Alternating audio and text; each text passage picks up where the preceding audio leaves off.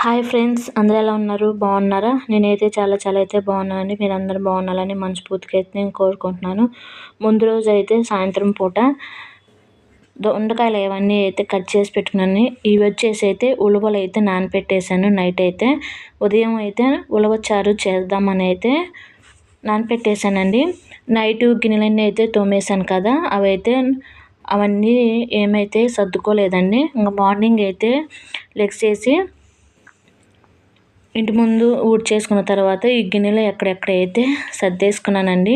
ఇంక సర్దుకున్న తర్వాత ఈ గ్యాస్ కౌంటర్ అదంతా ఏమి కూడా క్లీన్ చేయలేదు. ఇంక ఇవి వంట చేసే ముందైతే క్లీన్ చేసుకొని వంట చేసుకుంటే మనసుకు కూడా ప్రశాంతంగా ఉంటుందని ముందే అయితే గ్యాస్ అవన్నీ అయితే క్లీన్ చేస్తున్నాను. ఇక్కడైతే ఇవన్నీ నీట్గా ఉంటే వంట చేయడానికి కూడా చాలా మనసుకి ప్రశాంతంగా అయితే ఉంటుంది. గ్యాస్ అవన్నీ తుడిచిన తర్వాత ప్లేట్స్ అవన్నీ అయితే పెట్టేస్తున్నానండి.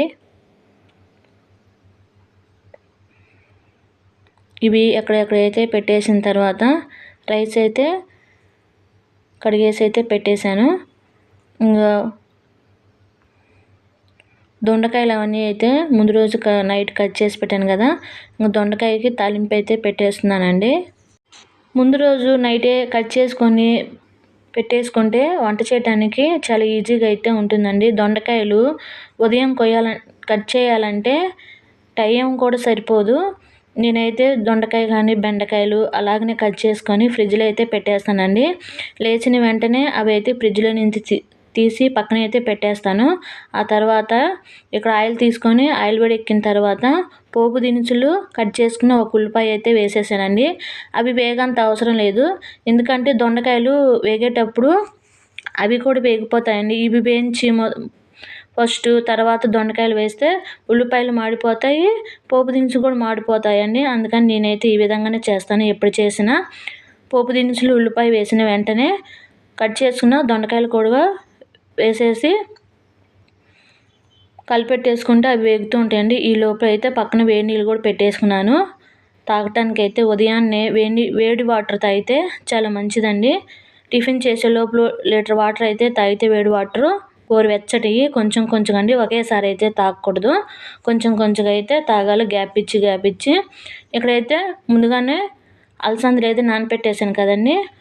8 విజిల్లు వచ్చిన దాకా అయితే అలసందలు అయితే కుక్కర్లో పెట్టేసుకుంటే ఈ లోపు అయితే వేడి వాటర్ కూడా తాగేసానండి.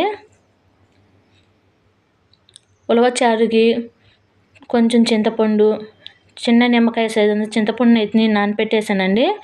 2 పచ్చిమిర్చి, 1 టమోటా అయితే అవన్నీ అయితే కట్ చేసుకుంటున్నాను. విజిల్ కూడా వచ్చేసిందని పక్కన పెట్టేశాను. రైస్ కూడా త్వరగా అయితే ఉడికిపోతుంది.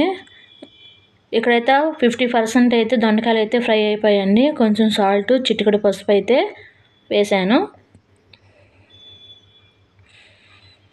ఆ దొండకాయ ఫ్రైలోకి అయితే కొబ్బరి, చిన్నులపాయ, జీలకర్ర, కారము అవన్నీ అయితే తీసుకున్నానండి. కొబ్బరి కారం అయితే ఎప్పుడు పట్టి పెట్టుకుంటాను. నేనైతే చూసుకోలేదు, కొబ్బరి కారం ఉందనుకున్నాను. ఇక్కడైతే మిక్సీ అయితే పట్టేస్తున్నానండి. కొబ్బరి ముందు మిక్సీలో పట్టేసుకొని చిన్నులపాయ లాస్ట్లో వేయాలండి. కారము, జీలకర్ర, సాల్ట్ వేసేసి మిక్సీ పట్టుకున్న తర్వాత లాస్ట్లో చిన్నులపాయ వేసుకుంటే కొబ్బరి కారము ఫ్రైలోకి చాలా టేస్ట్గా అయితే ఉంటుంది. ఇక్కడైతే మాకు తగినంత కారం అయితే వేసేసానండి.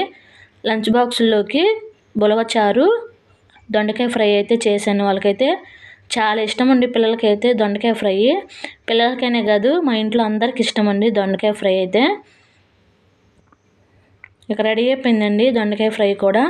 పిల్లలకు కూడా పెట్టేశాను. ఈరోజు టిఫిన్ అయితే ఏం చేయలేదు, దొండకాయ ఫ్రై చేశాను కదా, అలాగనే ఉలవచారు కూడా చేస్తున్నాను. ఇక్కడైతే ఆ ఉలవలు అన్నీ కూడా వేరే గిన్నెలోకి అయితే తీసుకున్నానండి.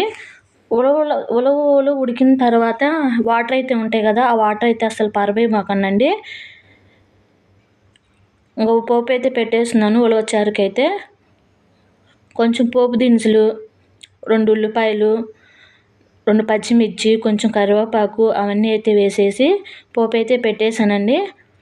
ఇది ఈ మాదిరిగా అయితే వేగితే సరిపోతుంది. నేనైతే చిన్నులపాయలు అయితే కట్ చేసి అదే కచ్చాపిచ్చిగా దంచేసుకొని అవి కూడా వేసానండి. ఆ క్లిప్ అయితే మిస్ అయిపోయింది. ఇక్కడ ఒక్క టమోటా అయితే వేసి మగ్గిపోయిందండి. మగ్గిన తర్వాత రుచికి సరిపడా సాల్ట్ కూడా కొంచెం వేసాను ఇక్కడ. ఆ తర్వాత చిన్న సైజు నిమ్మకాయ సైజు అంత చింతపండు అయితే తీసుకొని కొంచెమే, మొత్తం అయితే వేయలేదండి, చింతపండు పులుపు కూడా వేసిన తర్వాత ఎంతైతే వాటర్ కావాలో అంతైతే నేను తీసుకున్నాను. ఇక్కడ ఉలవచారు కూడా ఉన్నాయి కదండి. ఉలవ పెట్టిన తర్వాత నీళ్ళు ఉంటాయి కదా, అవేనండి ముఖ్యంగా ఉలవచారుకి. అవి అయితే పోసిన తర్వాత వాటర్ కూడా తీసుకున్నాను ఎంతైతే అంత కావాలని. ఉలవలు అయితే కొంచెం పిల్లలకి స్కూల్ నుంచి వచ్చిన తర్వాత పోపు అయితే పెట్టేసి ఇద్దామని అయితే కొంచెం సగం ఏమో పక్కన పెట్టేశాను. హాఫ్ ఏమో మిక్సీ పట్టేసి ఈ పులుపు పెట్టేసాం కదండి ఉలవచారుకి. నేనైతే ఇంకా ఉలవచారులో మిక్సీ పట్టేసిన తర్వాత ఆ మిక్సీ పట్టుకున్నది రసంలో అయితే వేసేసానండి. పిల్లలకి లంచ్ బాక్సులు అవన్నీ అయితే పెట్టేశాను. వాళ్ళు కూడా తినేసి అయితే వెళ్ళిపోయారు స్కూల్కి. వెళ్ళిన తర్వాత ఇంక ఇంట్లో పనులు అయితే ఉంటాయి కదండి. ఈరోజు అయితే బట్టలు వాషింగ్ మిషన్లోకి అయితే వేస్తున్నానండి. వాషింగ్ మిషన్లో బట్టలు వేస్తే మన పని ఇంకా ఇల్లు ఉడుచుకోవటం, గిన్నెలు తోముకోవటం అవన్నీ అయితే చేసుకోవచ్చు కదా. ఈ వాషింగ్ మిషన్ చేసే పని వాషింగ్ మిషన్ చేసేస్తుంది కదండి. ఇంకా బట్టలు పెట్టేసిన తర్వాత ఇదిగోండి కొన్ని అయితే గిన్నెలు అయితే బయట వేసేసాను. ఇవన్నీ తీసి గిన్నెల్లోకి అయితే పెట్టేస్తున్నానండి. మధ్యాహ్నం మాకు లంచ్లోకి ఉలవచారు, కొంచెం దొండకాయ ఫ్రై అయితే ఉంది. పిల్లలు అయితే చాలా ఇష్టంగా అయితే తీసుకెళ్లారని తిని కూడా వెళ్ళారు. టిఫిన్ కూడా ఏం చేయలేదు కదా, మేము కూడా అయితే లంచ్ అయితే చేసేసాం ఉదయం పూట. ఇంకా అక్కడ గిన్నెలు అయితే సర్దేసి ఇదిగోండి ఉలవలు తీసి పెట్టాను కదా, సాయంత్రం పిల్లల స్నాక్స్గా అయితే పక్కన పెట్టేశాను. మా వారు కూడా తింటారేమోనని. మా వారు అయితే తినలేదండి. పక్కన పెట్టి మళ్ళీ గ్యాస్ అయితే క్లీన్ చేస్తున్నాను. ఇంకా వంట అయిపోయిన తర్వాత గ్యాస్ అవన్నీ క్లీన్ చేసుకుంటే మనం వంటగదిలోకి వచ్చే పని ఉండదు కదా, పిల్లలు వచ్చేంత వరకు. ఇంకా సాయంత్రం వంట చేసేదాకా క్లీన్ చేస్తున్నానండి. ఇక్కడైతే మళ్ళీ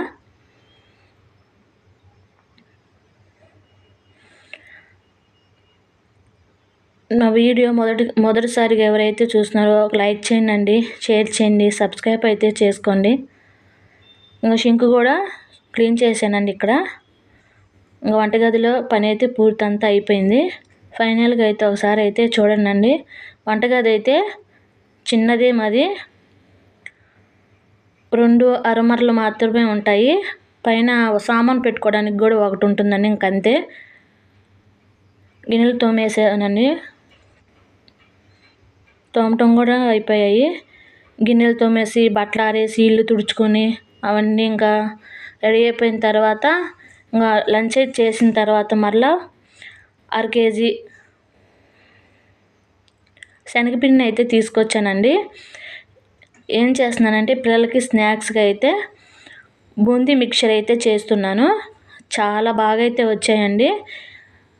ముందుగా అయితే నేను చిటికెడు వంట సోడా అయితే తీసుకొని 2 సగాలు వేసాను కదండి. ఎందుకంటే సన్న చక్రాలు ఉంటాయి కదా, అవేమో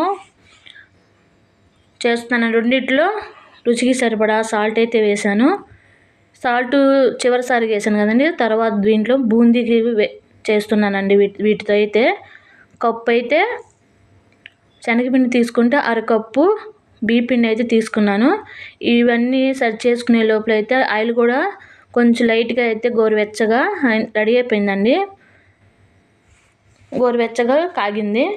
అవి తీసుకొని కొంచెం అయితే 2 అయితే వేసేసి కలిపేశాను. ఇక్కడైతే నీళ్ళు కొంచెం వేసుకోవాల్సిందండి. ఇక్కడ ఒకేసారి పోసేలకి పిండి అనేది జోరైపోయింది.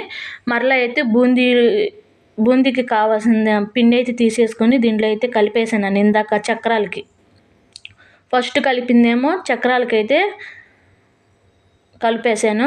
లూజ్ అయిందని చెప్పి పిండి ఇప్పుడు నేను కలుపుతున్నాను కదండి, దాంట్లో తీసేసి మరలా చక్రాలు దాంట్లో అయితే కలిపేసాను. ఇదిగోండి సన్నటి బెజ్జాలది చక్రాలది అయితే తీసుకున్నాను. ఇట్లా గన్నులాగా అయితే తీసుకొని 7 సంవత్సరాలు అయితే అయిందండి ఈ గన్ను తీసుకొని. కానీ సరిగ్గా అయితే పనిచేయలేదు. ఈసారి అయితే మంచిది తీసుకోవాలి, కొంచెం రేట్ అయినా కానీ.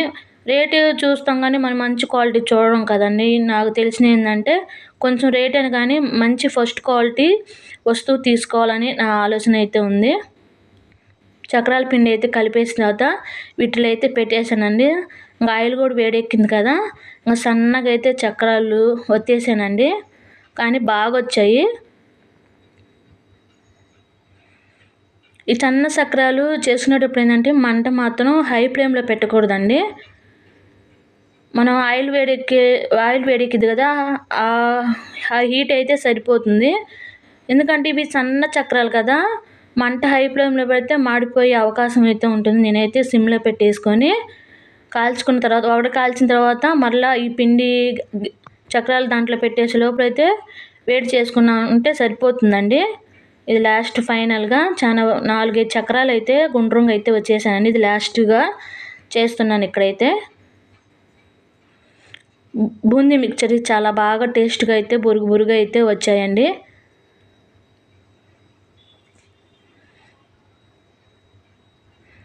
ఇవి తినడానికి కూడా బాగుంటాయి, కానీ గ్యాస్ అండి. ఇవి అయితే ఎక్కువ అయితే చేయలేదు నేను. అరకిలోకి కేజీ అయితే బూందీ అయితే వచ్చాయి. హాఫ్ చేశాను కదా. బూందీలోకి చక్రాలు ఎక్కువగా ఉంటేనే సన్న చక్రాలు తినటానికి బాగుంటాయి. పిల్లలు కూడా చాలా ఇష్టంగా తింటారు. వాళ్ళు స్కూల్ నుంచి వచ్చిన తర్వాత కొంచెం గిన్నెలో అయితే వేసేసి ఇచ్చామనుకో వాళ్ళు తినేసి కొంచెం పాలు ఇస్తే వాళ్ళు ఆడుకుంటారండి. మనం ఇంకా వంట చేసిన దాకా మన జోలు అయితే రారు కదా. ఇంకా హోంవర్క్ చేసుకోవడం, చదువుకోవడం ఇంకా అలా చేస్తారండి పిల్లలు అయితే. అంత ఇబ్బంది కూడా పెట్టరు. ఏవి చేసినా కానీ పాపం తినేస్తారండి. ఇవద్దు అవద్దు అనేది అసలు అనరు మా పిల్లలైతే. చాలామంది పిల్లలైతే అలాగనే ఉంటారులేండి. ఇక్కడ ఈ చివరికాయ వేసేదైతే అసలు గట్టిగా ఉండిపోయిందండి. ఆ నొక్కేదైతే గన్నులాగా ఉంటుంది కదా, నొక్కుతాం కదా, స్టక్ అయిపోయింది. ఇంకా మరలా తీసి మళ్ళీ సర్చ్ చేసి అయితే వేస్తున్నా లాస్ట్గా. పని చేసుకునేటప్పుడు మనకి ఇలాంటి పాడైపోతే చాలా చిరాకు వేస్తుంది కదా. అయినా ఓపిక చేసుకొని మన పనులు మనం చేసుకుంటే ఆ హ్యాపీనెస్ వేరుగా ఉంటుంది.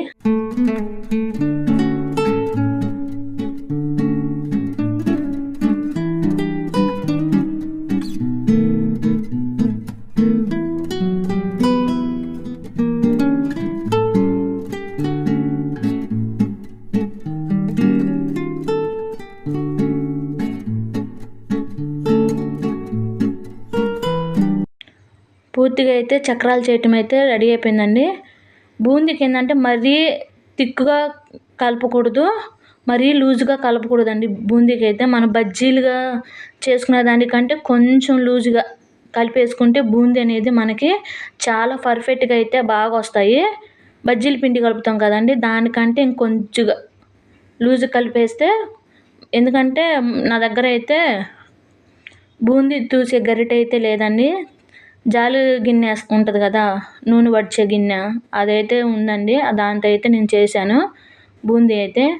దాంతో కూడా బాగా వచ్చాయండి. బూందీ అయితే బాగా కొంచెం లవ్గా అయితే వచ్చాయి, బాగున్నాయి. బురుగు అయితే వచ్చాయి. ఇదిగోండి చిన్నది.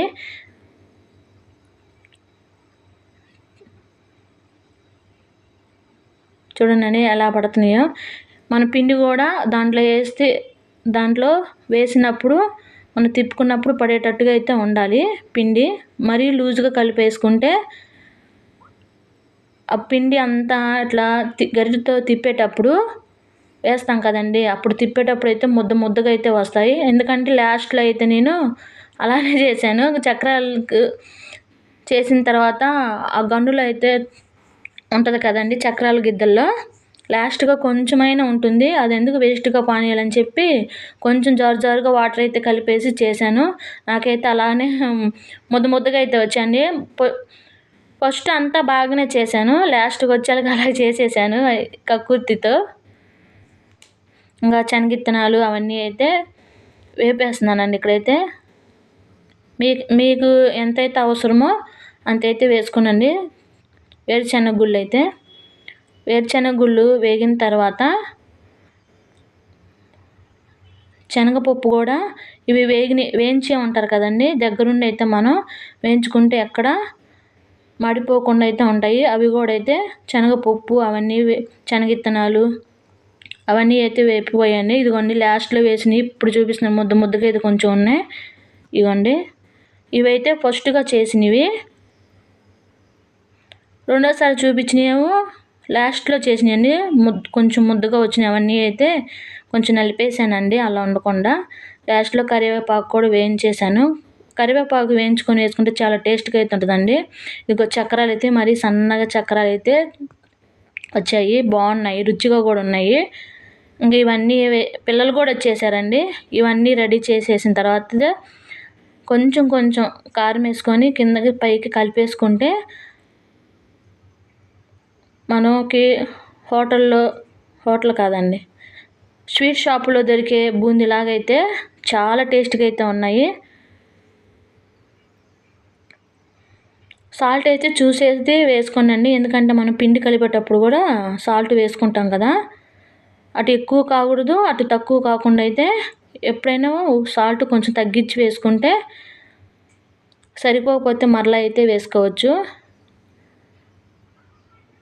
చాలా బాగా అయితే బూందీ అయితే కలర్ఫుల్గా అయితే ఉన్నాయి కదండి. మీ అందమైన హస్తాలతో ఒక లైక్ చేయండి, మీ చిరునవ్వుతో సబ్స్క్రైబ్ చేసుకుని ఈ వీడియో తింటూనే ఉంటాను.